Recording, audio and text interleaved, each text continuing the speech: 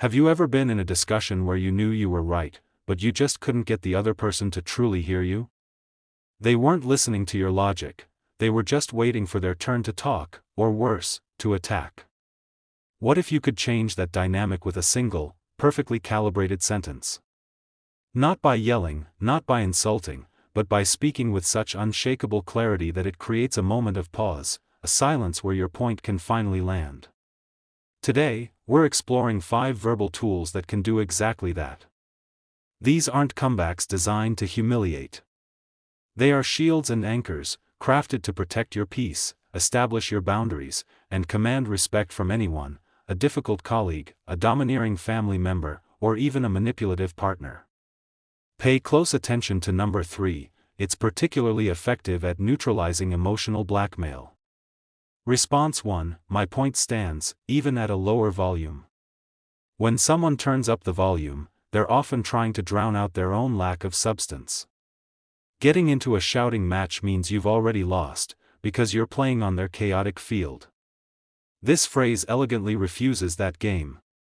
Imagine your boss or a relative is escalating, their voice getting louder and sharper. You, instead of mirroring their energy, take a calm breath and say, my point stands, even at a lower volume. What you're communicating is profound, your emotion is not an argument. My clarity is my strength. This immediately reframes the conversation. You are no longer two people arguing, you are the calm center in their storm. It forces them to confront the fact that their bluster isn't working, and it often leaves them with nothing to say because you haven't engaged with their anger, only with their lack of logic. Response 2, your approach to this conversation is very telling. Insults, sarcasm, and condescension are weapons people use to provoke a reaction. When you react with anger, you hand them control. This response is a mirror. It doesn't engage with the content of their insult, it simply reflects back the nature of their behavior. By saying, your approach to this conversation is very telling, you achieve 2 things. First, you de-escalate the personal attack by not accepting the bait. Second, you place the focus squarely on their conduct, making them subtly self-conscious about their own tactics. It's a way of saying, I see the game you're playing, and I choose not to play. This shift in power is often so disorienting that it creates that powerful silence you're looking for. Response 3, I'm ready to continue when the respect is mutual. Some discussions aren't dialogues, they are power struggles. The other person interrupts, talks over you, and dismisses your views. Continuing to speak is like pouring water into a cup with a hole in the bottom. This phrase is not a retreat, it's a strategic repositioning. I'm ready to continue when the respect is mutual. It's a clear, firm, and mature boundary.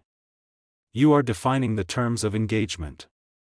You are essentially saying, you have lost the privilege of my engagement until you can meet me on a foundation of basic respect. This is incredibly powerful because it takes away their audience and their power to upset you. It forces them to either recalibrate their behavior or end the conversation, both of which are wins for you. Response 4, this exchange is no longer productive for me. There comes a point in many arguments where the goal is no longer resolution, but domination. Your energy is being drained, and your time is being wasted. This statement is your off-ramp. This exchange is no longer productive for me. It is simple, final, and incredibly self-possessed. You are not asking for their permission to stop, you are declaring your decision. You are prioritizing your mental resources and well-being over the futile need to win. When you say this calmly, you demonstrate that you are the steward of your own time and energy. This quiet authority is often far more silencing than any angry retort could ever be. Response 5, I understand that's your perspective. Mine is different. Not every difficult conversation is with an adversary.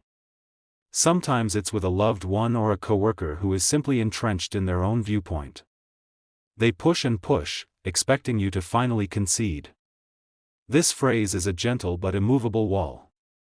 I understand that's your perspective. Mine is different. It does 3 beautiful things. It validates their right to have an opinion, which disarms them. it firmly states your own position, and it gracefully ends the debate. There is nowhere for the conversation to go because you have neither fought nor surrendered. You are asserting your emotional and intellectual independence, making it clear that you don't need their agreement to validate your own truth. So, let's review these 5 pillars of conversational strength. 1. My point stands, even at a lower volume. For de-escalating shouting. 2. Your approach to this conversation is very telling. For reflecting insults. 3. I'm ready to continue when the respect is mutual. For setting boundaries. 4. This exchange is no longer productive for me. For exiting a futile argument. 5. I understand that's your perspective. Mine is different. For ending debates with grace. Integrate these into your communication toolkit. Practice them. You will find that people begin to engage with you differently. They will listen more intently and tread more carefully, not out of fear, but out of genuine respect for the quiet power you carry. True strength isn't about being the loudest in the room, it's about being the one who, with a single measured sentence, can change the room's entire atmosphere. Which one of these will you try first? Let me know in the comments below. If you want to learn more about building unshakable composure and mental fortitude, subscribe to the channel. We explore timeless principles to help you navigate life's challenges with more wisdom and less stress.